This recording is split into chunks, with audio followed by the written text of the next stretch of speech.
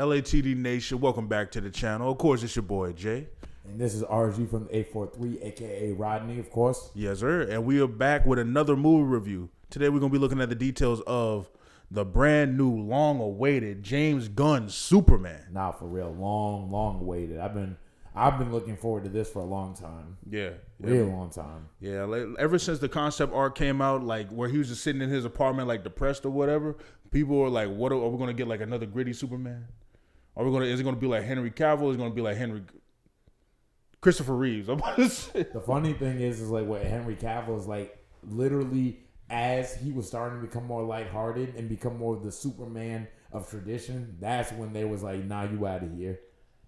Yeah, I found that kind of crazy too, man. I wish they would have kept Henry Cavill low key because I thought Man of Steel was still a great movie. A lot of those DCEU actors didn't really get a chance to grow into those roles. Yeah, a lot of them kind of got undercut before they really got a chance to flourish. Yeah, and the Snyder Cut really showed that too with Justice League because Cyborg was really more the heart and soul of that film too. Yeah, more than he was in the original cut of Justice League.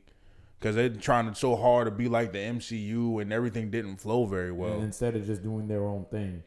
But yeah, now this movie right here, obviously long awaited, not just because this is the first Superman movie in, I think, 12 years or so, since 2013, since Man of Steel. Since Man of Steel, yeah. Since Man of Steel. And also, this is the very first installment of James Gunn's DCU, which is basically a reboot of the DCEU, essentially. Yeah. Because obviously we know that was a failure.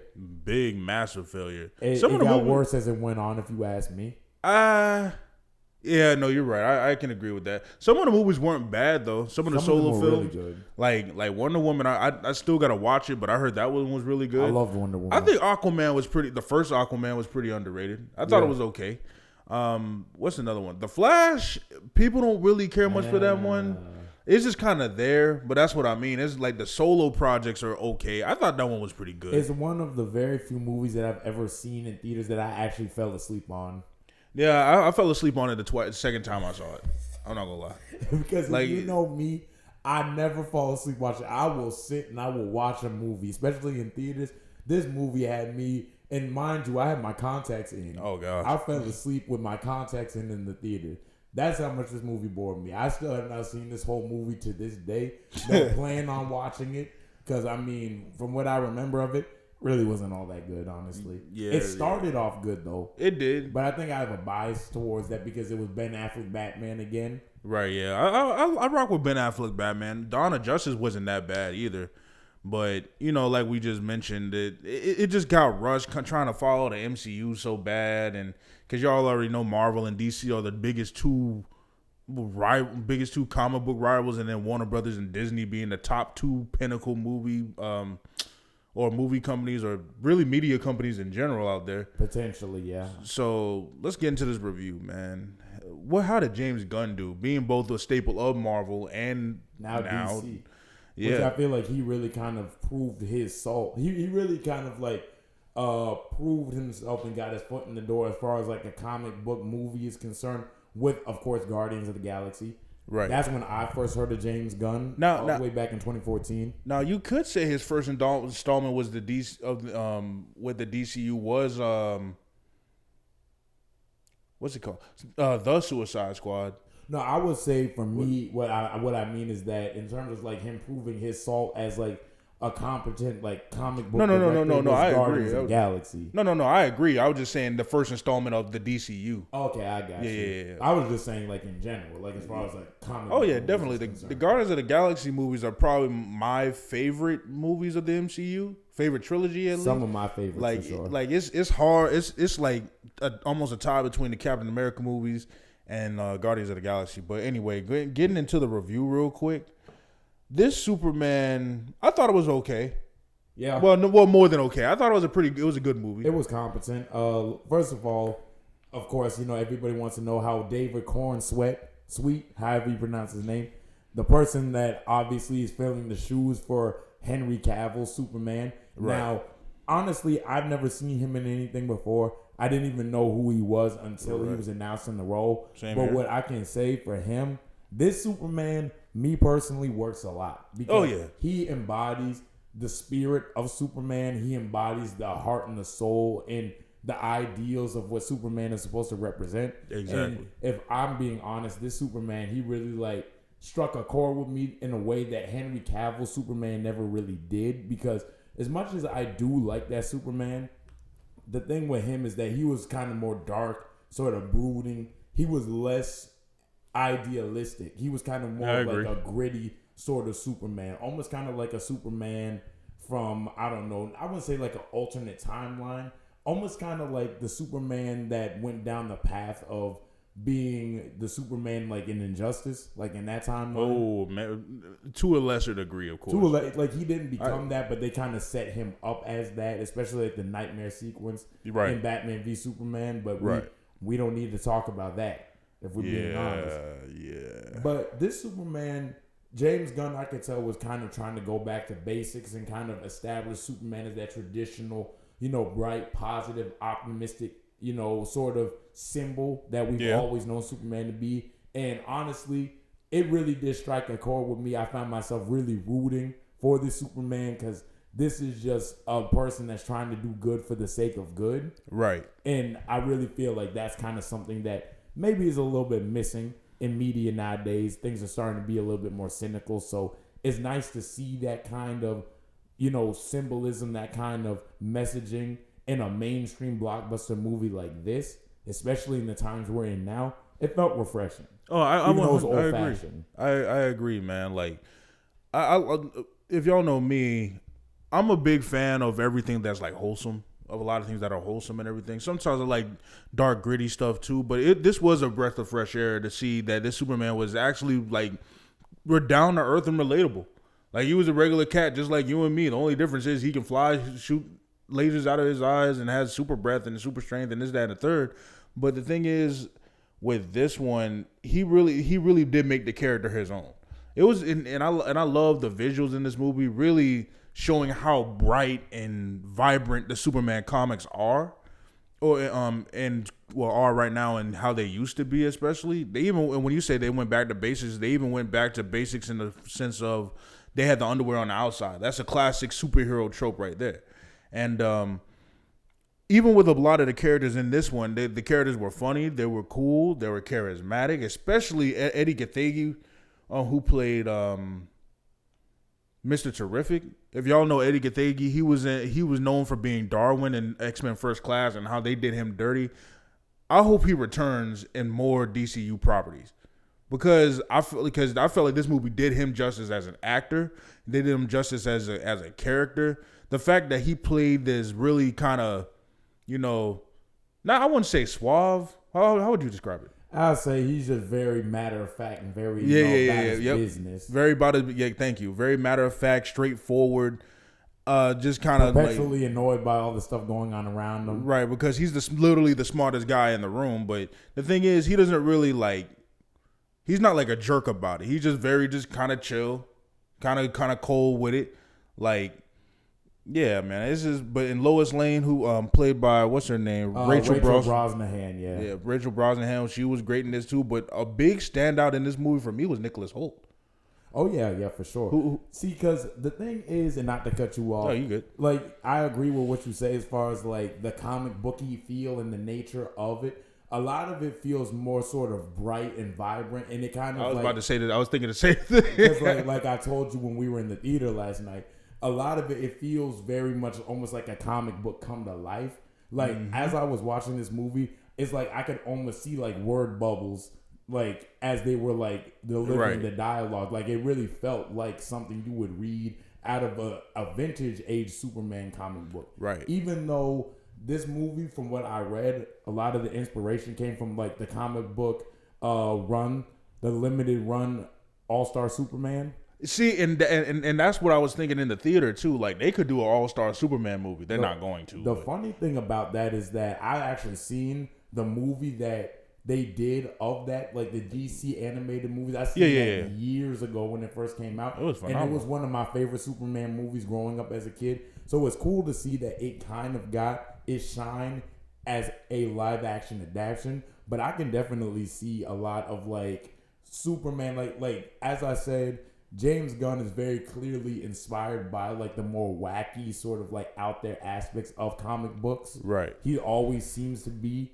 because you look at like Guardians Volume 2, especially the very beginning of that movie when they're first fighting like the obelisk. Yeah. Yeah. Like he's a fan of like the bright, like more colorful, like sort of wacky, sort of like campy aspects of comic books, Right. and that's on full display here. Right. Now that might be a negative to some people, but for me it worked. Yeah, especially definitely. in a DC movie, because a lot of DC properties, especially as of the last decade and a half or so, have been very, dark, brooding, haven't been very lighthearted, except for when they tried to be with Suicide Squad, but you already know about that. The Suicide Squad made up for that though. It did.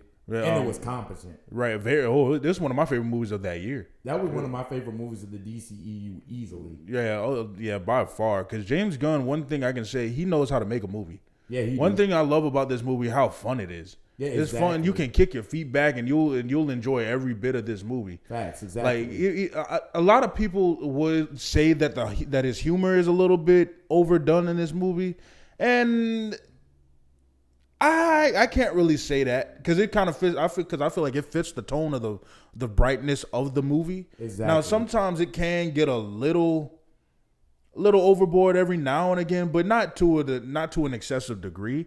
I feel like it was a pretty good balance of taking itself seriously and being funny at the same time. For sure. It like I said, like we've been saying, it really has that comic book feel to it. It has that comic book nature. And, it's got its dark moments, of course, but I don't feel like this movie is too dark in any way, shape, or form. I think it does a good job of just establishing the tone and the setting of the DCU. I think Right. it's probably going to be a lot more fun, a lot more vibrant. Yeah, I'm here for it. Yeah, I agree. It seems like it's going to be a lot more fun, more vibrant than the DCEU was. I mean, you had movies in the DCEU like a Shazam that was a little bit more lighthearted and things like that. But I think that where the DCEU went wrong, especially, is because there were so many conflicting ideas and there was no overarching structure to how they wanted to make the universe feel. So that's why you have certain movies where they feel way darker than others, and then you got movies that are almost, way out there, way overboard. So I feel like it didn't really have a whole lot of structure to it. Right, exactly. And I feel like with this movie, because they introduced Nathan Fillion as Guy Gardner, which you mentioned yesterday, how he was this is probably the first Green Lantern since Hal Jordan, played by Ryan Reynolds. Yeah. Thank you. All the Played way by back in 2011. Yeah, and it's like they introduced with Guy Gardner because Aaron Pierre is cast to be Jon Stewart this time. Yeah. So I think that's going to go good too. But I think Guy Gardner was kind of the perfect perfect character for the tone of this movie. Because in the comics, y'all know Guy Gardner. For people who don't really know, Guy Gardner is really this big, brash, cocky person who's generally regarded as an asshole.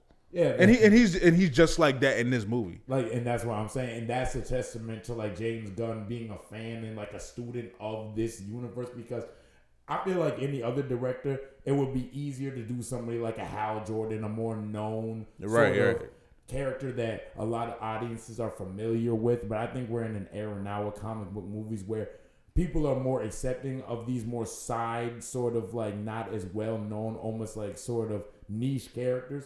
Right. And I think like that's, going back to his time with the Guardians in the MCU, he's always been good at establishing characters that are sort of like niche and turning them into almost household names. With that being said, I hope they introduce Kyle Rayner.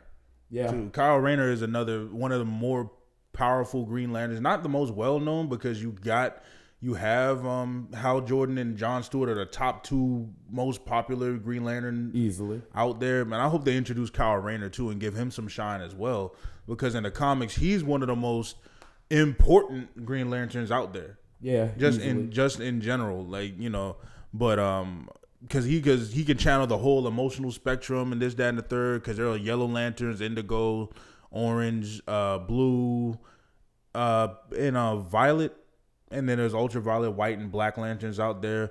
But hopefully I hope they introduce that concept too. Oh yeah, for sure. But yeah, overall, I think like as far as like the tone and the feel of this, I think they did a really good job because, like I said, I felt like I was watching a comic book movie come to life, or a comic book come to life on the screen.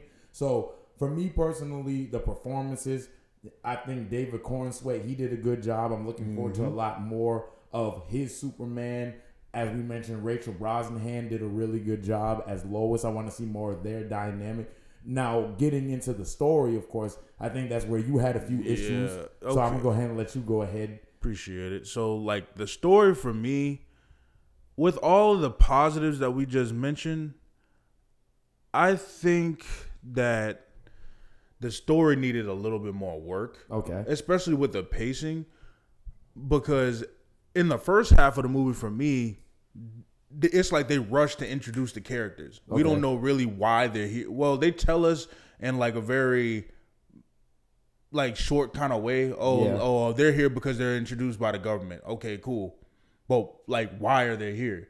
Like this, the first half of the story kind of feels like it was like tied in with something else, with like an animated version of the movie, animated version of like, for example, they introduced Guy Gardner in another property, in another book, or you know what I'm saying? So you're saying it almost is like there was like a prequel sort of property that would have added more context. Right, and this is kind of just like, you know, that's like what we're getting now is kind of like the continuation of that. Thank you. Because I was saying that this will be good as a sequel. Yeah. Because they introduced the characters like out of nowhere. Turns out Lex Luthor, I can't say it, but there's another character. There's Metamorpho in here. If y'all know Metamorpho, Element Man, or whatever. Yeah. He's in this movie too, and we don't really even know why he's here. He's just kind of there. He's just kind of there. Just kind of shows up out of nowhere, and then now he's just a part of the movie. Boom, bam, bam. Yeah. And it's like I would have liked to know what happened to get all these characters here, instead of them just showing up out of nowhere and giving us a weird explanation. Oh, they're involved by the government, or this, that, and the third. You could have said something like, "Oh, they captured Metamorpho for some reason," because they don't explain a lot about why these people are here. Okay, yeah. You know what? I can agree with that. But I think that the mentality is that, you know, everybody knows Superman's origin because they really rushed through his origin as far as like, you know, because even the movie opens, it's been however many years since metahumans arrived and how many years since Superman arrived and how many years he's been Superman. So it's kind of like they kind of just sort of rushed through. And I think the purpose of that is that everybody knows Superman's origins. Nobody really feels like we need to see it on screen again because we've already seen it a million times, of course, as comic book fans, and maybe even not a comic book fan, just like a casual fan of this source material. We just kind of already at a point to where we're already up to speed. So that's probably the mentality James Gunn had when it came to that. Nah, and I agree with that. Like, we don't need to go through Superman's story, but the thing is, there are a lot of lesser known characters here. Okay. You know what I'm saying? And I'm pretty sure they'll probably more than likely get fleshed out in later stories and later installments. But for me, it just kind of felt rushed and a little bit choppy. Yeah. You know what I'm saying? It's like the story for me needed just a little bit more work is on that front. Okay. And then it was just, and the pacing was a little bit off for the first half of the movie now. It's just, it just felt like it was rushing through everything and there was one fight scene in this movie that I didn't really care for too much. Okay. Because it's like, why is this thing here? How did Luthor get this thing? Yeah. And then in the movie, I'm not going to say what's in what Luthor has, but he has something where they just say, oh, this is how this thing is here, or this is how that. Well, they don't really say how this certain monster is here, but they're just like pretty much give it like I don't know how to say it. Like, you'll see it when you see the movie. Yeah, you'll see it when you see this is why this is happening. This is why that is happening. Just in a very quick, it feels chaotic. It feels chaotic. Thank you. And it's just kind of, it just feels chaotic, kind of jumbled up, and it doesn't feel as cohesive. Because one thing I do like about the plot in this movie is like whether or not Superman is doing the right thing. Or better yet, it's the kind of the same plot that Captain America Civil War had, whether or not the government should be able to tell superheroes should be sanctioned under the government, or should superheroes just be able to do the right thing because it's right. Yeah, exactly. I agree with that. And I think I used the term last night, actually, controlled chaos. Is Right. how I would describe a lot of this plot in the way that it kind of unfolds on screen, because it reminded me of it, which is kind of a weird comparison, Everything Everywhere All at Once. How you just had so many different ideas and so much going on, but it all kind of flowed in one stream of conscious. And I think that this movie does do that, but I could understand your frustration when it comes to certain stuff, because there are instances where certain things could be fleshed out or explained a little bit more. Right. But I don't think that it's at that much of a detriment overall to the viewing experience. No, not at all. It's just, at least I think, maybe not to some people,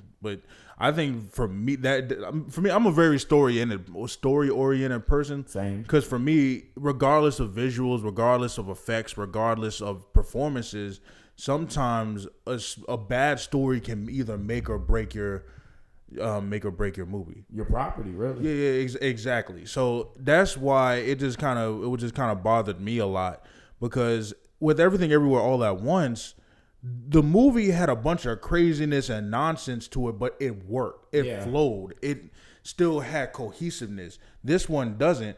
Going back to the plot line about doing the right thing,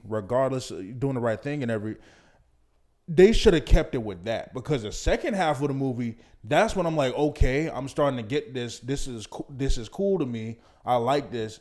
But then they introduce some type of wormhole plot or whatever, that kind of throws it off kilter. So there's a moment where Lex Luthor is having, like, played by Nicholas Hoult once again. Brilliantly so. Brilliantly, exactly.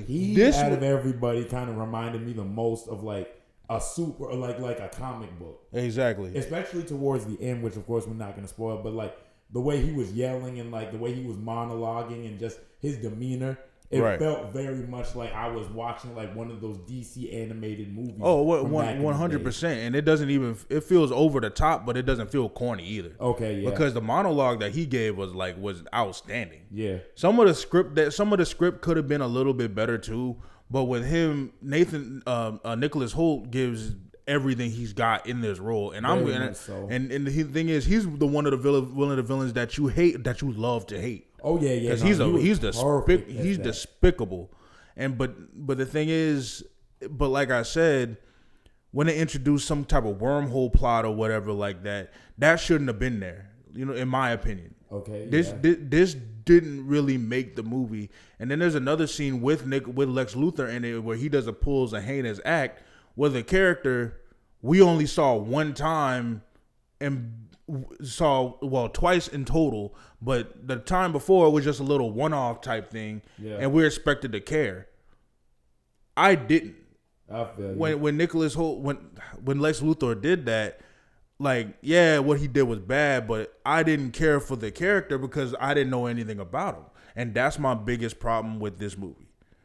It's just too many plot points. It just should have been more cohesive, because when it was about Superman and Lex Luthor, that's when everything was right. That's when it was flowing. When it would get into ideals about why Luthor does the thing why he envies Superman so much, and the plot point and his motivations. You start to get that. You start to see it, and that's when it really starts to connect for me.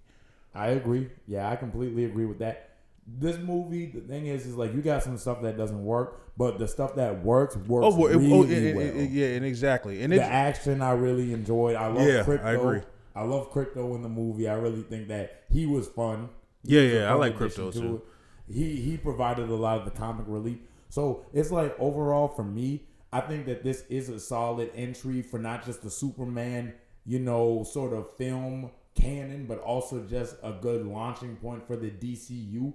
Just a solid entry point. It kind of gives us an idea of what this universe is going to feel like.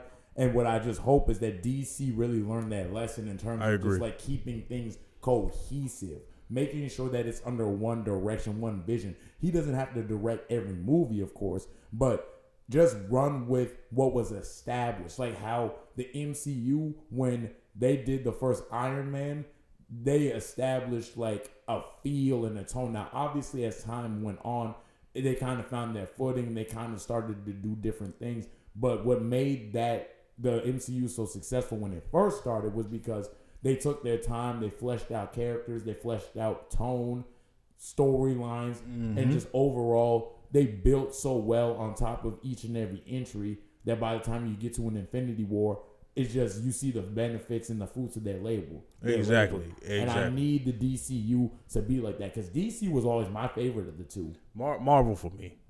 Yeah, I can see that. But I still love DC as well. And regardless of the flaws with the story, I still thought this movie was great. I agree. Like I started like the second half of the movie really picked it up for me, and I'm like, this is what I wanted to see. Yeah, this is why I'm here. Value was really, really high. Like, I just had a good time. Yeah, me too. Yeah, me too. Is it as good as Sinners is? Arguably the best movie of the year so far. For me, no. Not really even by that close, really. Yeah. But it's still a fun time as well. Like it's just good to see a good feel good movie come back. Exactly, especially like in 2025 where it feels like we don't really get those like we used to. Right, and then people were talking about the politics in this movie. I'm like, man, ain't nothing really that political about this movie. Thanks. It's more idealistic than anything about doing the right thing. Like Which makes sense because that's how Superman has always been. It's always been very idealistic. It's always been a lot of idealism when it comes to Superman. So, yeah, overall, it worked for me much more often than it didn't. I agree. I 100% agree with that. Now, what would you give it? Me personally, I give it an 8. Yeah, I'm in the same boat. I had too much fun with this movie. You know, I will see it again. I probably will see it again. At first, for me, it was going to be a 7.5. Like, and it was I was about to be disappointed, but the second half of that movie, when it started ramping up, I'm like, oh no, this is an 8. This is an 8. It's a low heat for me though. Yeah, it's a good solid 8 though, but it's low heat. I agree. I would say the exact same thing. Yeah, man. But more videos to come, man. Of course, this your boy Jay. This has been Rodney. And we are LATD. More videos to come, like I just mentioned. And remember that everyone, look at the details. Yes, Peace.